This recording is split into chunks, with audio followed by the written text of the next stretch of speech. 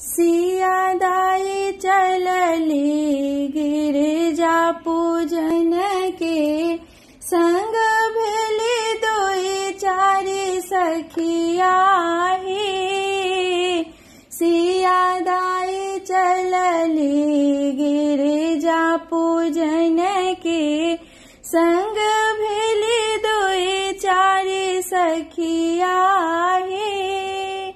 राधा सखिया बथी जल भरी लावथी, राधा सखिया बथी जल भरी लावथ। रुक्मिणी सखी करथ फूलक ओरियान हे।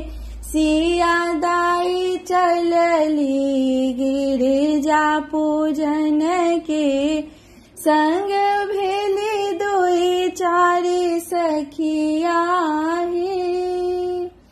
गीता सखिया बथी आसन बिछावथी, गीता सखिया बथी आसन बिछावथ। उर्मिला सखी करथी नवेदक ओरियान हे। उर्मिला सखी करथी नवेदक ओरियान हे।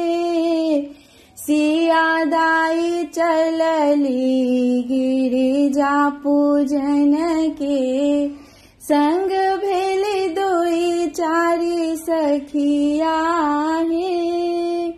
ललिता सखिया बथी सिंदूर सपरी लावथ, ललिता सखिया बथ सिंदूर सपरी लावथी।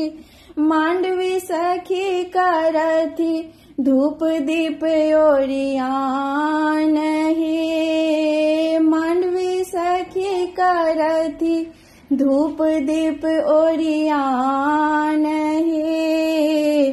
सिया दाई चलली गिरिजा पूजन के संग भेली दोई चारि सखिया हे।